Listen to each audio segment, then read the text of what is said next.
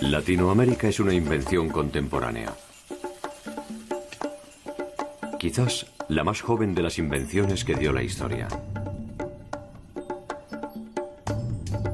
Nuestro tiempo es la suma de todos los tiempos. La creación de un legado histórico acorde a las necesidades del presente no es más que una forma disimulada del olvido.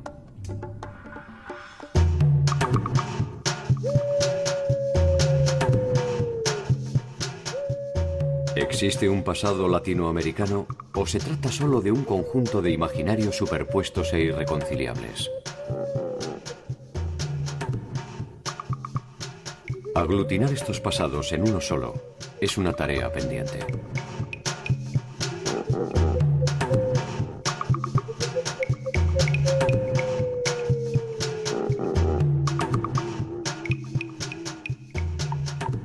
Ciudades, migraciones, ciencia, arte, tecnología, comercio, espiritualidad, invasiones, resistencias, odios y alianzas son los previsibles eventos de nuestra historia.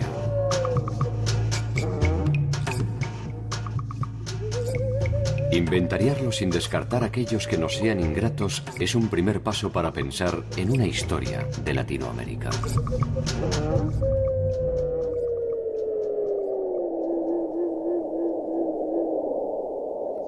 ¿Cuáles fueron esos imaginarios y de qué manera se construyeron a lo largo del tiempo?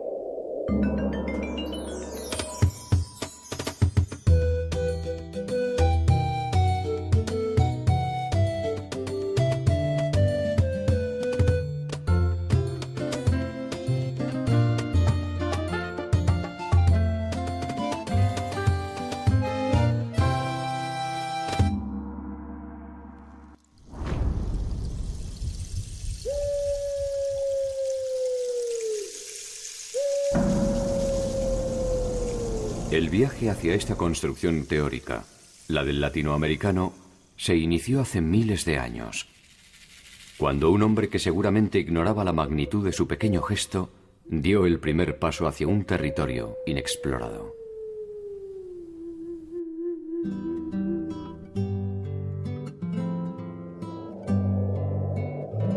Estudiar el origen del poblamiento americano, los primeros seres humanos que llegaron a América, es muy importante porque nos permite entender este proceso que comenzó hace 5 millones de años en África y terminó hace 10 o 12 mil años en la Patagonia argentino-chilena. Estos primeros grupos de cazadores, recolectores que llegaron a América se expandieron por un continente vacío de seres humanos en ese momento, relativamente rápido, y llegaron en pocos miles de años al extremo sur, a Tierra del Fuego.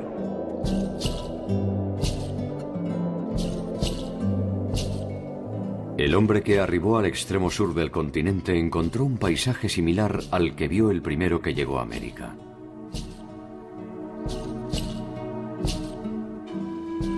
Sin embargo, ya no era el mismo. Entre esos dos polos extremos se edificó el complejo mundo de Latinoamérica.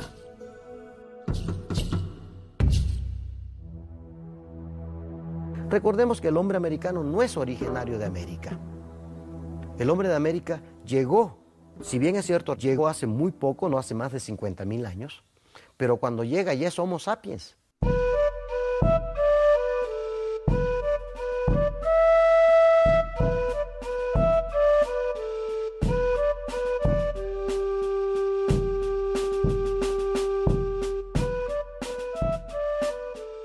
Por fin, una primera verdad incontrastable. Todos somos intrusos. Si la historia del hombre en Latinoamérica hubiera sucedido en un solo año, habríamos tardado 9 meses en abandonar la vida nómada para transformarnos en agricultores.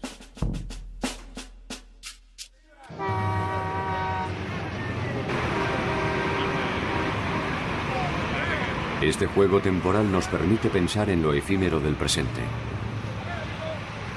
Al fin y al cabo, nuestro pasado debe más al cazador-recolector que al supuesto hombre civilizado.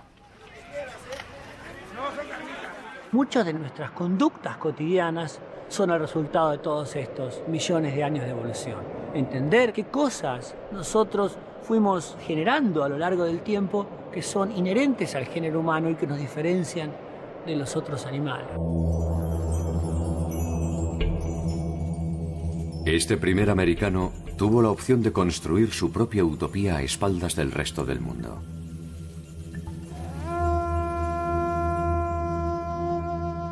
¿Lo hizo? ¿Fue capaz de reinventarse en el nuevo territorio?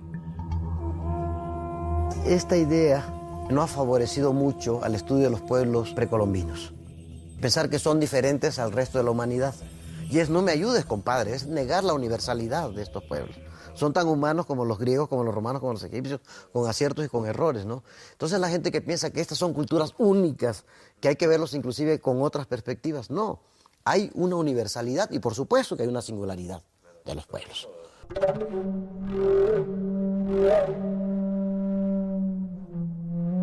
El desierto andino fue el primer testigo de estas singularidades. Por primera vez, un grupo de personas se agrupa en torno a un concepto de unidad que trasciende las necesidades de subsistencia. O sea, el Perú estaba poblado hace 12.000 años. Hace 10.000 años empiezan a combinar sus actividades de apropiación de los recursos que necesitan para la supervivencia con cultivo de plantas. La sociedad originaria de Latinoamérica reúne sus conocimientos en torno a un ideario común. La domesticación de plantas y animales producirá una invención económica decisiva: el excedente. Con él llegarán los primeros agrupamientos, las aldeas y finalmente las ciudades. La más antigua de Latinoamérica está ubicada en el departamento de Lima, al norte de la capital peruana, en torno al Valle de Supe, y se originó 3.000 años antes de Cristo. Caral.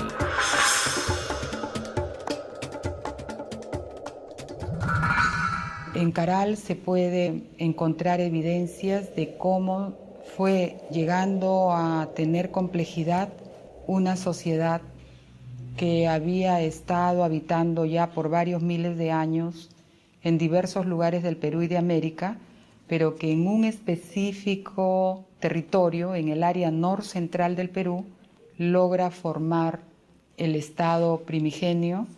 Y esta primera civilización sentó las bases de lo que sería el proceso cultural peruano. Estoy sustentando este planteamiento en que muchos de los modelos de la organización social van a continuar hasta lo inca.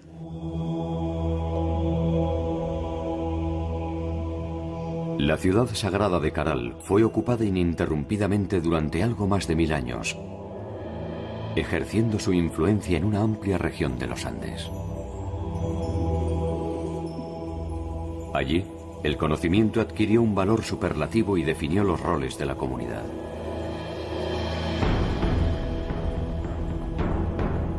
A partir de aquí, las relaciones en Latinoamérica se dividieron tajantemente entre los que mandan y los que obedecen. Yo tengo la capacidad de extraer los excedentes de la sociedad, pero al mismo tiempo yo le doy a la sociedad servicios, como decirle cuándo debe cultivar, qué calendario productivo vamos a tener, las ferias periódicas de intercambio que organizo. Yo le garantizo la reproducción de las condiciones materiales de vida a esa sociedad. Solamente cuando se hace esta separación entre productores y no productores de alimentos, la gente de la ciudad puede dedicarse de tiempo completo a las ciencias y a las artes, y con ello esto que se llama civilización. Con una superficie de 66 hectáreas, Caral posee más de 32 estructuras públicas, incluyendo templos, pirámides y conjuntos residenciales. Su carácter ceremonial define un nuevo esquema de relaciones que se sustenta en el poder de sus líderes. Estos ofician de intermediarios entre los dioses y los hombres. Caral es la primera muestra de un modelo de convivencia que en Latinoamérica, como en el resto del mundo, se desarrollará en torno a las grandes ciudades.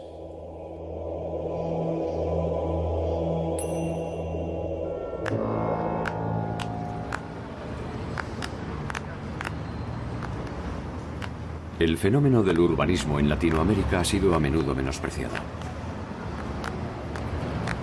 Cada una de las ciudades continentales se ha interpretado como un espacio aislado y singular, ligado a eventos de carácter religioso o ceremonial.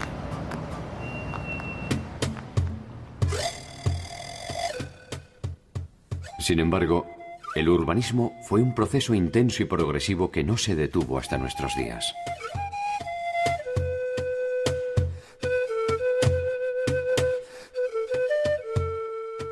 En cada ciudad del pasado están las marcas que definen la ciudad actual. Centralización administrativa, diversidad, hacinamiento, servicios públicos, competencias políticas y religiosas. La ciudad tiene en Latinoamérica una antigüedad de más de 5.000 años y fue una elección de vida mayoritaria para gran parte de la población originaria.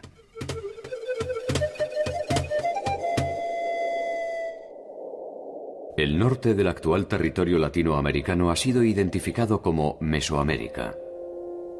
Allí, la vanguardia de la expansión civilizadora tuvo como protagonista al pueblo olmeca.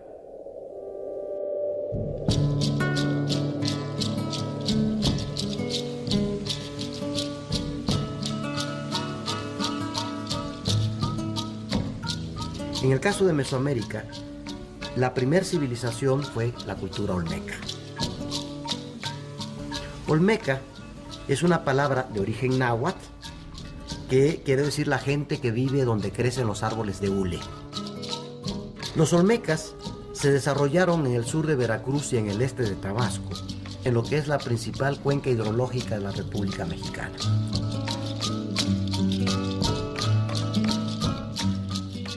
Por primera vez, una civilización establece un sistema de relaciones entre lo espiritual y lo terrenal, mediante expresiones simbólicas complejas y monumentales.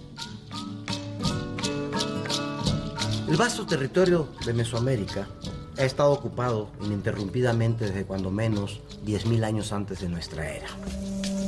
Pero va a ser hacia 2500 antes de nuestra era, más o menos, cuando comenzaron las primeras comunidades agrícolas.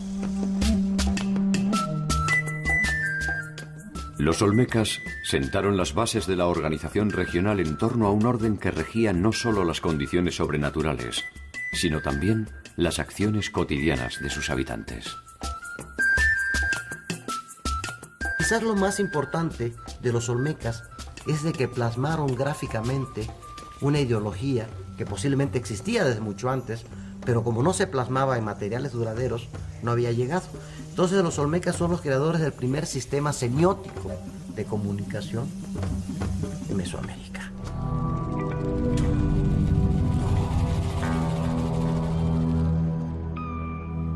A partir de aquí, el mundo espiritual y el terrenal se expresan en una unidad indivisible.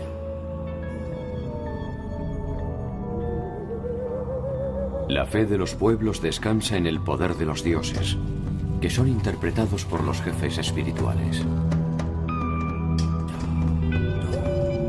Estos no tardarán en entender que cuanto más poderosas sean sus deidades, más privilegios les corresponderán.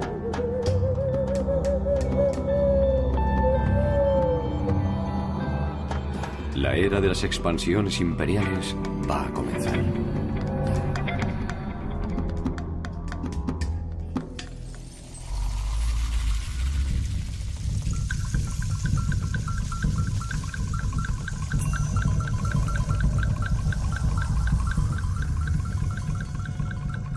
En el inicio de nuestra era, el poder de las élites se concentra en las ciudades.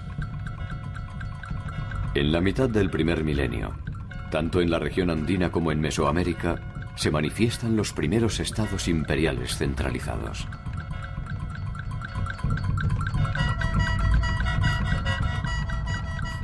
La ciudad es la nueva representación del poder. Sofisticadas, complejas, enigmáticas, superpobladas y temibles.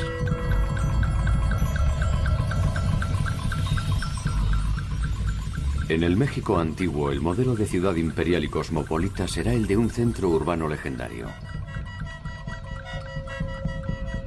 Teotihuacán. Teotihuacán sin duda fue una ciudad en todo el sentido de la palabra. Floreció los primeros 600 años de la era cristiana. Cuando los mexicas llegaron a este territorio, Teotihuacán ya estaba abandonado y ellos le pusieron el nombre de Teotihuacán, el lugar donde se hacen los dioses.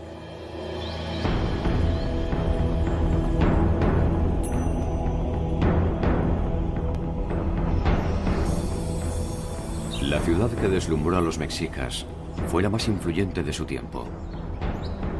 Numerosos pueblos de la región la eligieron como su lugar de residencia, estableciendo pequeños guetos en torno al centro ceremonial.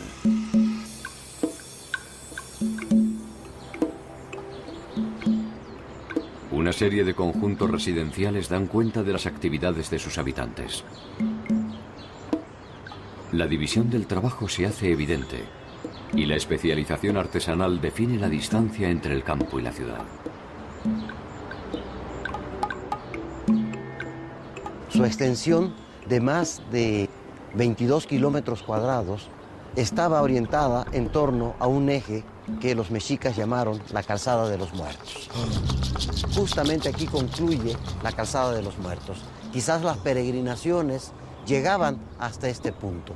Y aquí tenemos al fondo la Gran Pirámide de la Luna y una serie de templos que delimitan esta plaza. En medio de todos estos edificios con funciones religiosas, estas escaleras nos conducen hacia un recinto palaciego. Ahí se localiza el gran palacio de Quetzalpóatl. Es sin duda una de las residencias más importantes de Teotihuacán. El centro de la ciudad estaba reservado para la élite. Allí vivían quienes detentaban el poder y lo manifestaban, entre otras cosas, a través de su particular y suntuoso estilo de vida. Una vida que le estaba vedada al conjunto mayoritario de la población. La impronta de Teotihuacán se extendió más allá del área central de México y alcanzó incluso el territorio maya.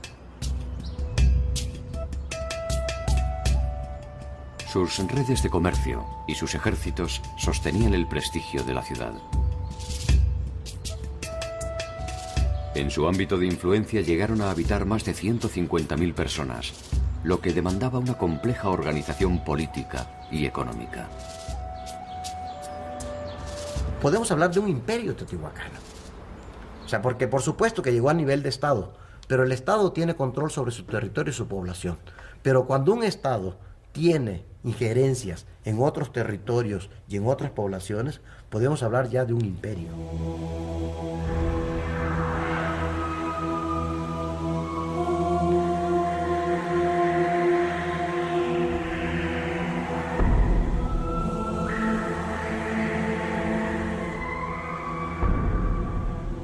Como todo imperio, tiene leyes que cumplir.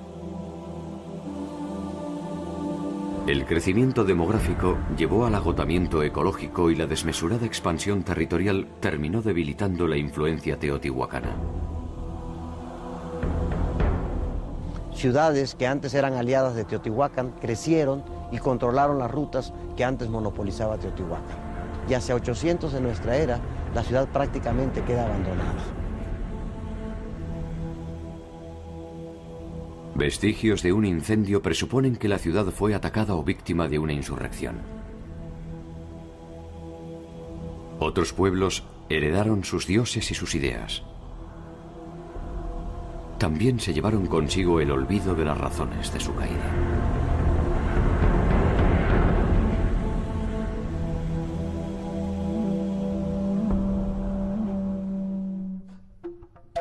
A miles de kilómetros de Teotihuacán, otro imperio viviría un derrotero similar en medio del paisaje andino. En el actual territorio de Bolivia, al límite con Perú, se concentró uno de los centros urbanos más increíbles de Latinoamérica: Tiahuanacu.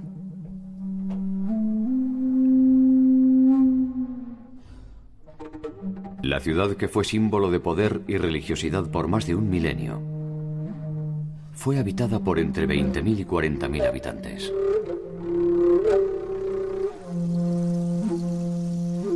Avanzar sobre las huellas de los tihuanacotas es sumergirse en las profundidades de los ritos y creencias del milenario universo andino.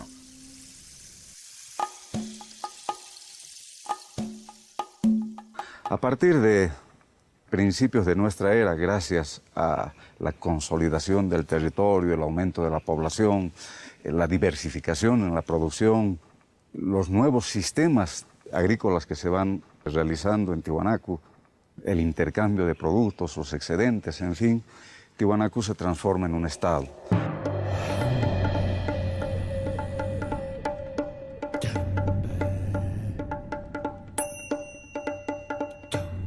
Este periodo clásico, que es el esplendoroso de Tiahuanacu, va a perdurar hasta aproximadamente el año 700 después de Cristo.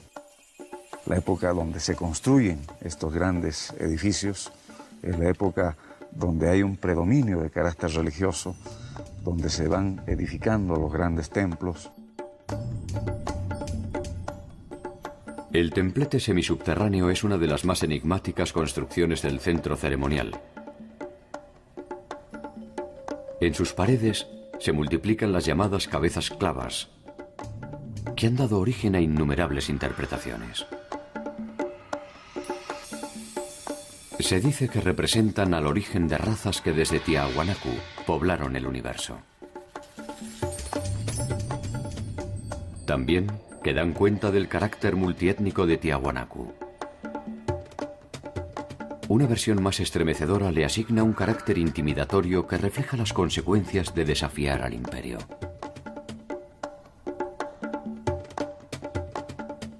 De ser así, el templo no es solo una morada para los dioses. Es también un primer atisbo de memoria histórica y una advertencia para los simples mortales.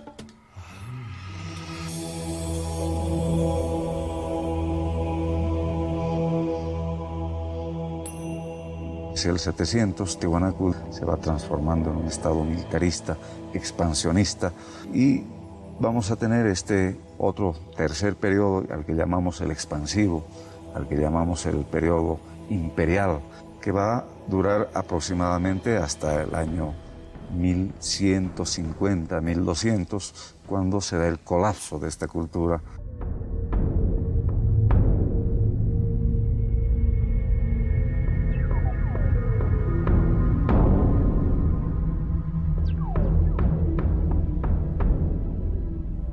Tiahuanacu es una de las ciudades emblemáticas de los Andes. Como tantas otras, también fue abandonada. Sin embargo, el proceso de concentración de poder que inauguraron estos imperios fue el modelo que se impuso en el desarrollo del resto de las ciudades de Latinoamérica.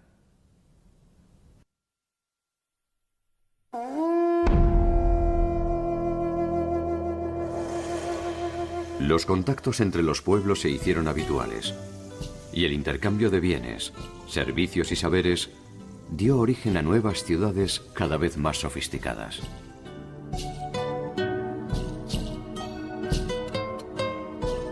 Allí donde existía ansia de poder, habría una nueva ciudad, y con ella nuevas complejidades, demandas crecientes, innovación tecnológica y expansión territorial en busca de nuevas tierras aptas para el cultivo.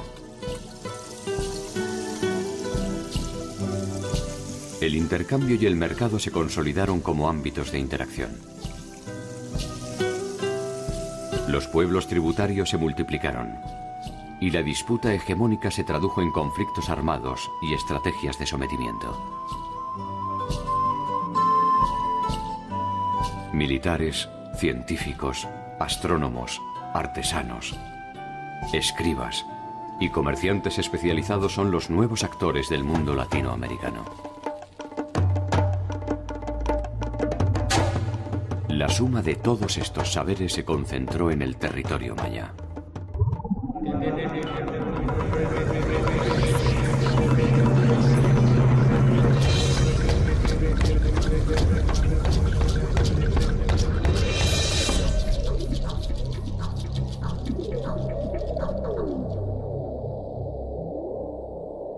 Hacia 600 antes de nuestra era, en la zona central del Petén guatemalteco, surgieron ciudades como Mirador y Nacbé. Prácticamente ahí fue el crisol de la cultura maya del periodo clásico. Desde ahí, esta cultura irradió por este vasto territorio, dando desarrollos regionales, locales, que de alguna manera conforman este mosaico cultural del área maya. Durante el periodo clásico, que va del año más o menos 300 al año 900 después de Cristo, los mayas hicieron sus máximas aportaciones en el sentido de los conocimientos de los movimientos de los astros, en el manejo de los calendarios, en el registro del tiempo de la manera más compleja y en el desarrollo de su escritura.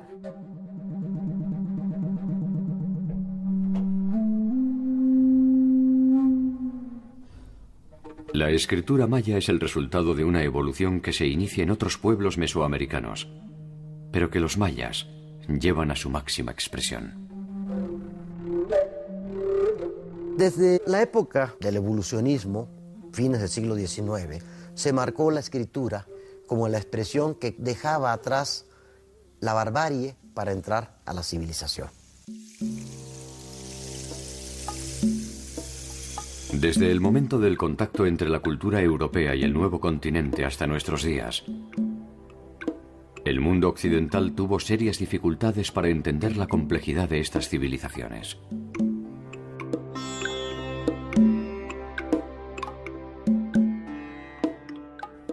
No puede decirse que no se asombraran, pero la urgencia de la conquista estableció algunos preconceptos sobre la evolución de los pueblos originarios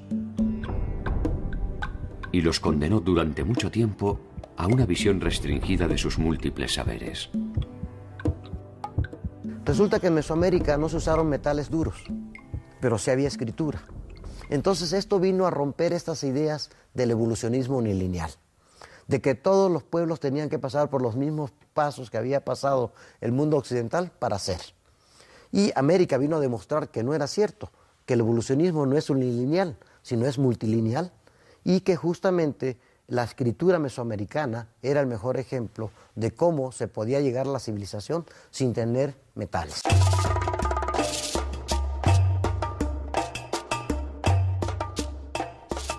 La escritura y los conocimientos estaban reservados a la nobleza. Ellos eran los únicos capaces de reconstruir mediante la interpretación de sus símbolos la vida de sus reyes y la de sus dioses, que de alguna manera eran una misma cosa. La escritura mesoamericana no registra la historia del pueblo, registra la historia de los gobernantes. ¿Sí? Entonces, entre los verbos más comunes que encontramos es nacer, tronizarse, ser designado como heredero, jugar a la pelota, capturar, ir a la guerra, autosacrificarse, casarse, morir. Los mayas nunca estuvieron unificados bajo un poder político central.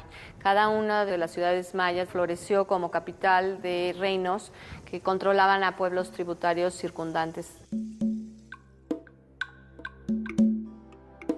La dinámica de las relaciones entre las distintas ciudades se formalizaba mediante alianzas matrimoniales o enfrentamientos armados, que tenían como resultado nuevos escenarios políticos. Este conjunto de encuentros y desencuentros nunca logró articularse en un poder centralizado, pero produjo un cambio radical en sus producciones materiales. Los objetos abandonaron su condición exclusiva de ritual o ceremonial para convertirse en incipientes producciones de carácter artístico. Por primera vez, las obras en Latinoamérica identifican a su autor.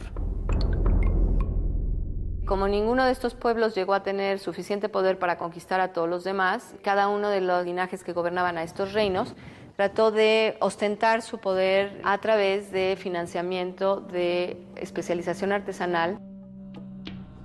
Entonces estos reyes se convirtieron en mecenas, compitieron con sus rivales para demostrar quién había logrado alcanzar los más altos grados de complejidad frente a sus adversarios.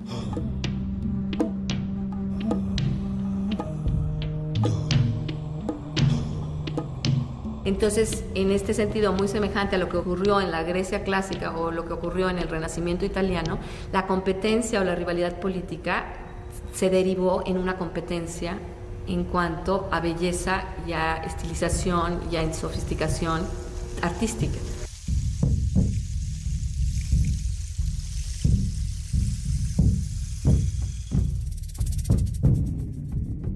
La civilización maya persiguió vorazmente el conocimiento y como premio alcanzó el más alto grado de saber de una sociedad latinoamericana antes de la invasión europea.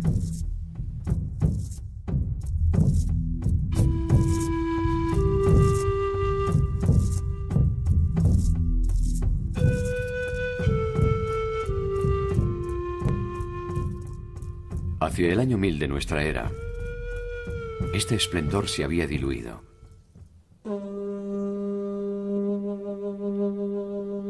Muchas de las ciudades emblemáticas fueron abandonadas aparentemente sin razón. Y la sinrazón prevaleció sobre otras formas de pensamiento.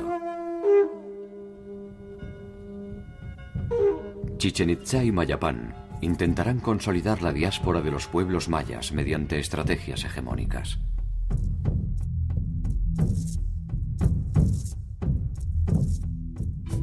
Hacia 1450 el territorio queda fragmentado en provincias independientes entre sí.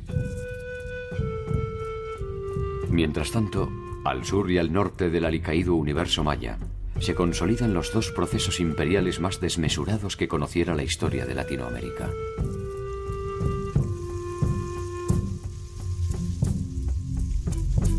Es tiempo de cambios. A todo amanecer le llega invariablemente su puesta de sol.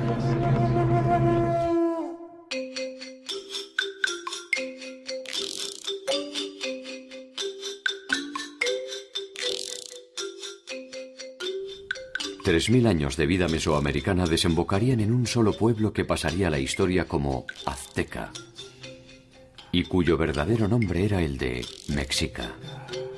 Cultura mexica fue la última que floreció en el territorio mesoamericano. Sin embargo, lo hizo con tal fuerza que en menos de 200 años logró construir uno de los imperios más vastos del territorio mesoamericano.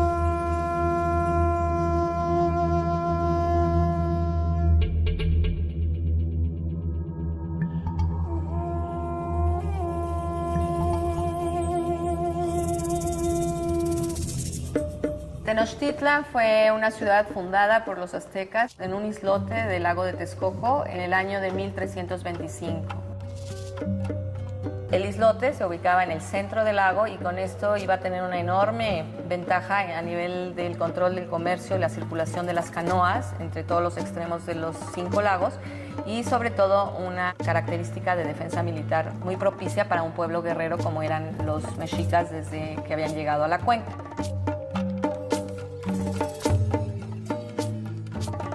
A principios de 1400 se formaliza una alianza entre tres poderosas ciudades mesoamericanas: Texcoco, Tlacopan y Tenochtitlan, esta última, capital de los mexicas.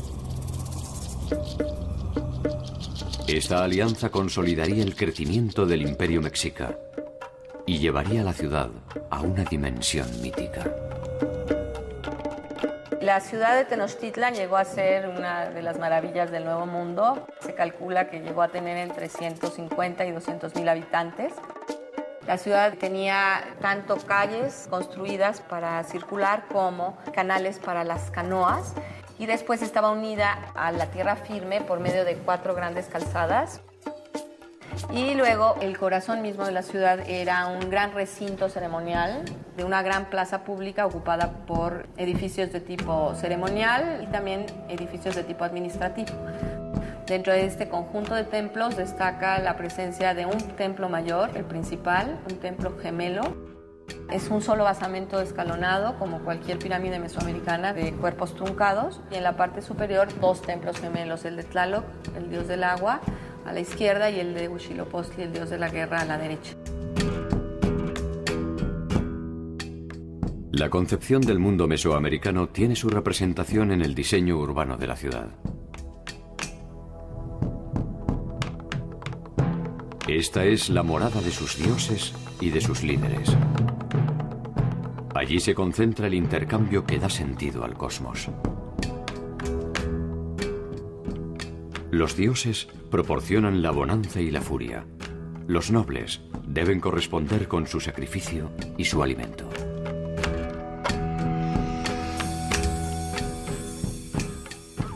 Adormecida en las entrañas de la actual Ciudad de México, se vislumbran las huellas de ese pacto milenario. Había la casa de los caballeros Águila, a mano derecha del Templo Mayor, en donde se hacían las reuniones de la Orden Militar de los Caballeros Águilas.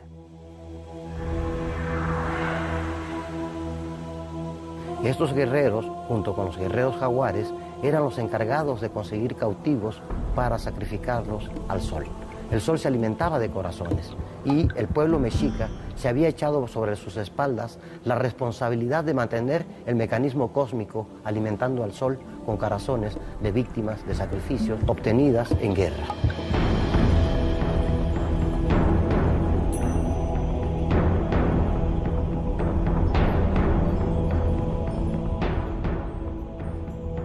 Los mexicas se expandieron con voluntad fundamentalista, sojuzgando pueblos y obligándolos a tributar a Tenochtitlan. Allí se concentraron las más extravagantes riquezas de la región.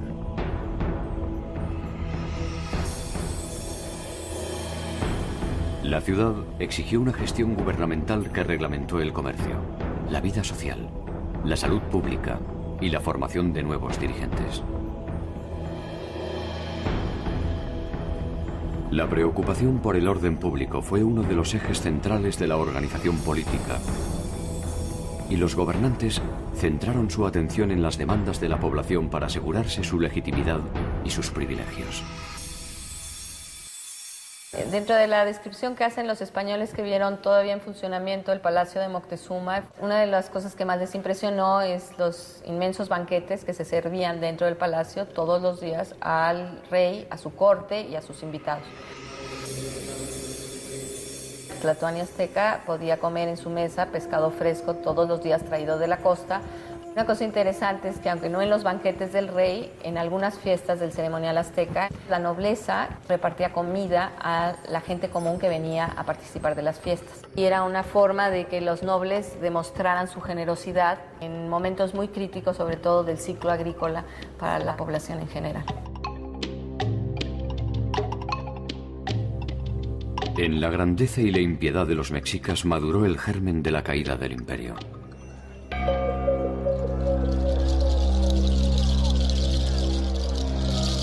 El descontento de los pueblos tributarios acechaba los privilegios mexicas, esperando una oportunidad que llegaría con el inicio de la invasión española.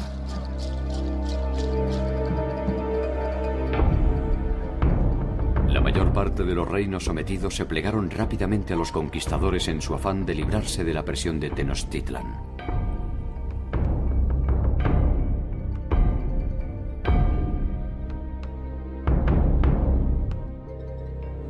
Por primera vez, una fecha cierta da cuenta de la caída de una ciudad latinoamericana.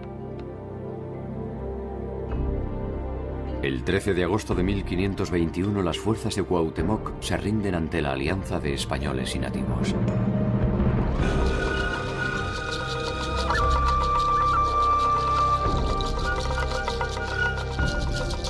A partir de ese momento se inicia la más desgarradora transformación que habría de vivir el continente.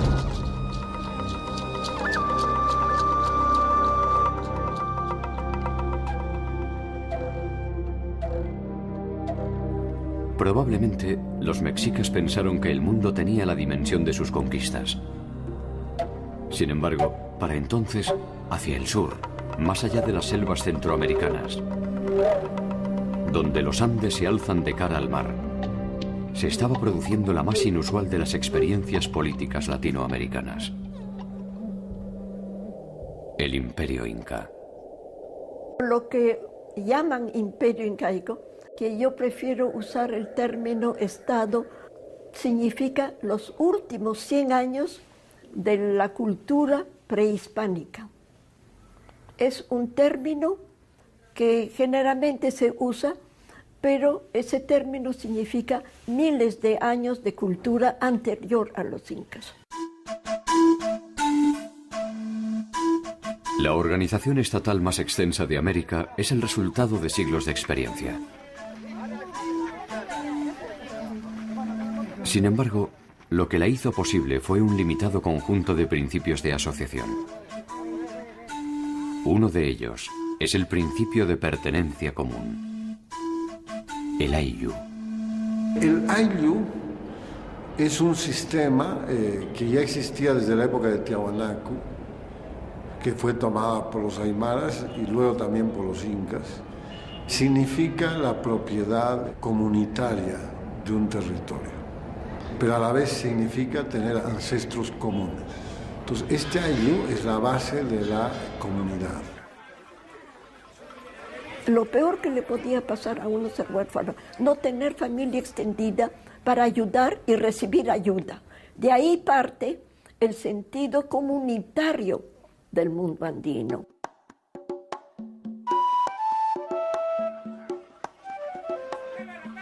A este principio fundacional se sumará otro sobre el que se cimentarán todas las relaciones del mundo andino: la reciprocidad. El trabajo en común, la reciprocidad andina. Yo te ayudo a hacer tu casa hoy y tú me ayudas a hacer mañana.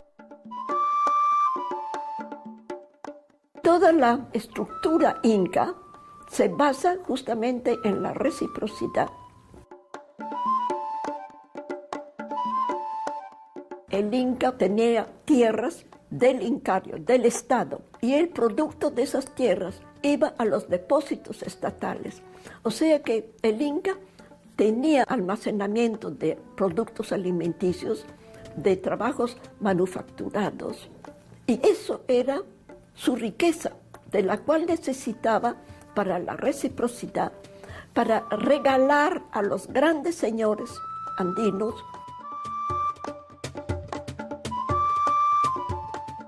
caminos, acueductos, fortalezas, residencias y depósitos imperiales dieron cuenta del poder hegemónico de Cuzco. El Inca todo lo ve y todo lo sabe. A medida que conquistaba nuevas poblaciones, su riqueza se acrecentaba y sus ejércitos sumaban el caudal de los derrotados a su propio torrente imperial. En poco tiempo, nadie se animaría a disputarle el liderazgo continental.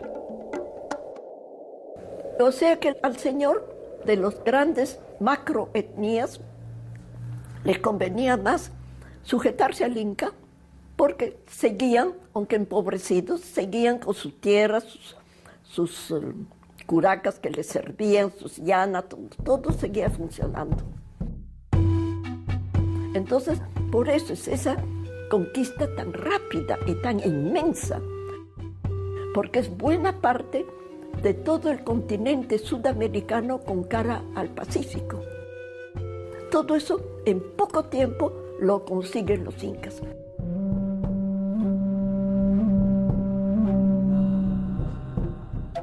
Piedra sobre piedra, los incas construyeron el estado más extenso de América. Cuzco fue durante un siglo la ciudad más influyente de los Andes.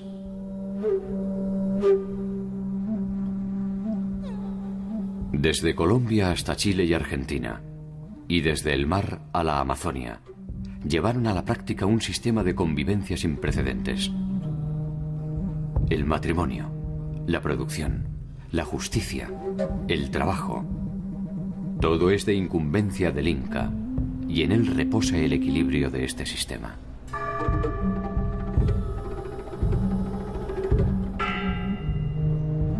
La invasión europea les produce un impacto que reaviva las tensiones internas de la nobleza y desmorona las bases de su organización.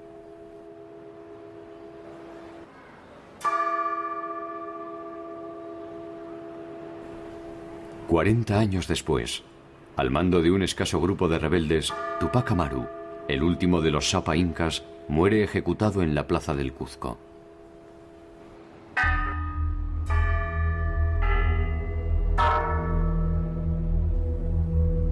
Con él se termina el sueño imperial y nace un imaginario mítico, que siglos más tarde se hará un grito de rebelión contra la corona española.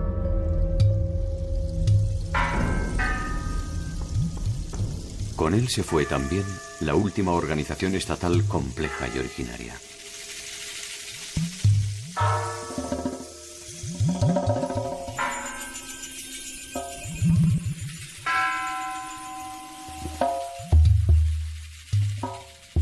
En 1492, lo que hoy es Latinoamérica era un territorio complejo, de alta densidad poblacional, en el que convivían grupos nómadas, aldeas confederadas, ciudades pequeñas, grandes y descomunales.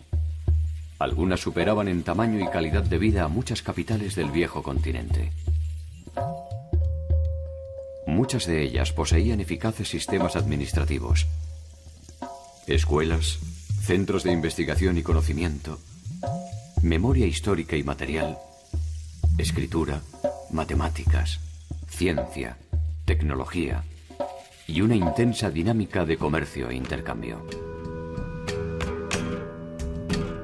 Pero también iniquidades, ambición, abusos, persecución, exterminio y muerte.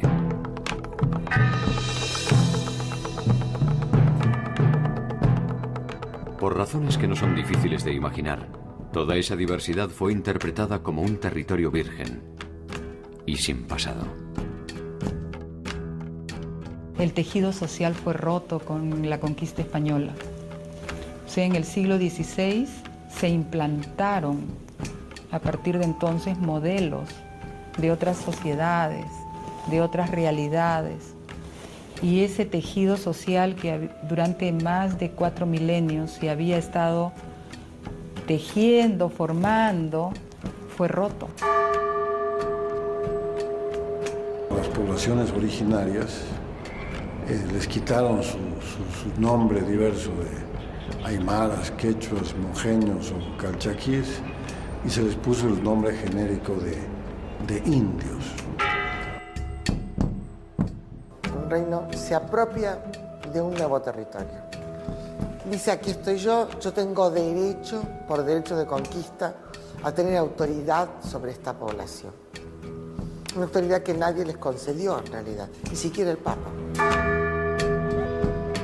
Hay respuesta de los indígenas, hay muchas regiones, sobre todo en México, en la región andina en general, donde hay la perduración de comunidades en plena Amazonia, donde las sociedades indígenas han logrado recuperar su energía, su lugar, su identidad, y está peleando muy exitosamente por eso, pues se nos puede ignorar que, digamos, hay una pérdida enorme. Las tradiciones, yo diría que lograron sobrevivir vistiéndose de cristianas. O sea, mucho se dice que Illapa, el dios del rayo, ha sobrevivido vestido de Santiago Apóstol. Y Tunupa, el dios aymara, ha sobrevivido vestido de San Bartolomé. Ya no se volvió a mirar esta realidad geográfica, esta realidad histórica, y se implantaron modelos de fuera y la independencia no cambió. Se ha seguido mirando con admiración a lo de afuera, desdeñando lo de acá adentro.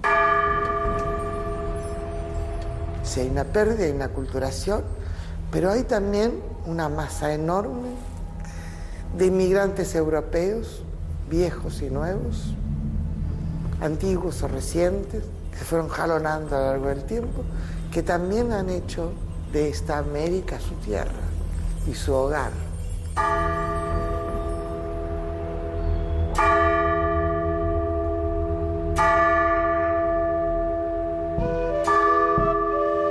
Desde que el primer hombre pisó el territorio americano hasta el día de hoy, los protagonistas de la historia se agruparon en torno a una inabarcable diversidad.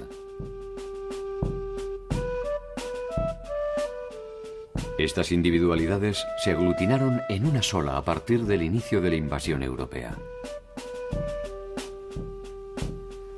La impronta de los colonizadores estableció un nuevo paradigma que solo se derrumbó a partir de las guerras de la independencia, dando origen a un nuevo modelo social.